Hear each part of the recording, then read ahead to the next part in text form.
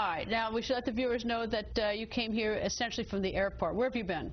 Well, I left last Thursday for Afghanistan to visit our troops. I was in Afghanistan. I was with our general there, General Allen, and also the Ambassador Ryan Crocker. But even more so, I was with hundreds of troops all across Afghanistan. I was in the #1 trauma hospital, which is at Camp Leatherneck. That's down by Helmand Province. And I went to the United Arab Emirates. I also went up to Qatar, and I met with the Emir. I think it's only fair to give a shout out to the top doctor in the hospital and the top nurse in the hospital, because where are they from? They're from my district. I was absolutely thrilled. I had no idea. The #1 trauma hospital in the world is serving our guys and gals in Afghanistan, and the top doc is Dr. Morris. He's from Woodbury, Minnesota, and the top nurse is Lisa Johnson from Elk River, Minnesota. I'm extremely proud that the top 2 professionals running that hospital are from Minnesota. You know, people don't realize, I mean, it's tough to get all the way over to Afghanistan and back in a weekend. It's tough to go to this other place. It's a good 14-hour trip, 15-hour trip to get there. But when you actually get there and see it, it makes it, I mean, you really understand. I mean, it really helps you understand better to do your job. Yeah, it really does, because the big question is it the right thing to be there? Out. And my opinion has been, when President Obama said we are going to be out by 2014, come hell or high water, I thought, well, if your goal isn't to win and be successful, why even expend one more human life if that's not your goal? But when I went over this weekend, and I mean, literally, I spoke with hundreds and hundreds of our soldiers over there, and to a person, they're on the mission.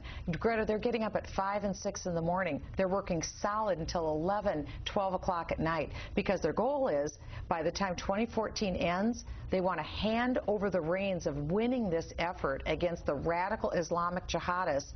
It will be run by the Afghan National Forces, so that Afghanis will do it. But as General Allen said, they are literally building the plane while they're flying it. In other words, they're trying to train and create the Afghan National Forces, but they're doing a great job. Can I tell you a good story? Yes. Okay. I like good stories. Not this weekend, but the weekend before in Kabul. Your viewers might remember that there was an 18-hour siege by the Taliban. The Taliban had spent almost a year putting together an assault on Kabul. That's the capital of Afghanistan. Well, here's the good story. The Americans said, we're here to help you, Afghanistan. We'll help you win and defeat the Taliban. The Afghan National Forces said, we're good. We think we can handle this. The Taliban intended to keep control of Kabul in this fight.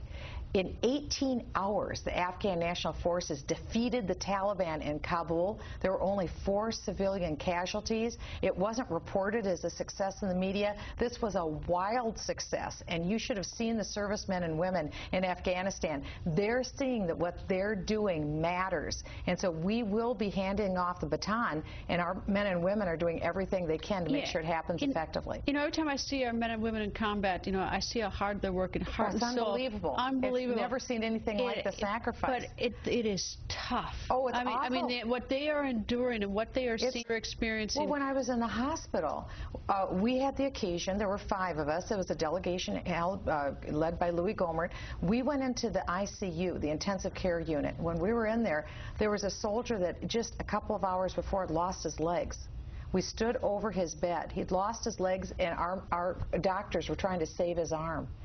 And he didn't even know what had happened to him. He was in a medically induced coma. We stood over his bed. We wrote in his journal. We prayed for him.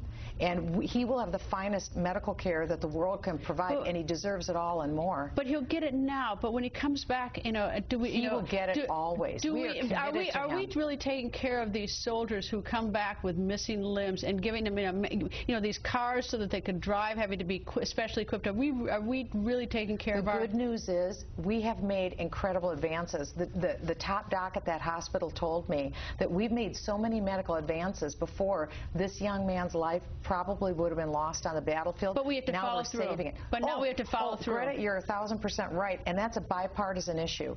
War should not be political. War needs to be, if we have to deal with it, as evil as it is, it has to be bipartisan. We should never make one decision about freedom based upon political considerations or the next election. It has to be about doing the right thing. They're giving their lives to do the right thing. We, as lawmakers, have to do the right thing. Which is why, and I'm going to take the last word of this, I'm so appreciative of members of Congress who go over on these trips and just take a look, because it is, you know, it's so important to see it. Yeah, but it's good news. Congresswoman, thank you. Nice to see you. Thank you, Greta.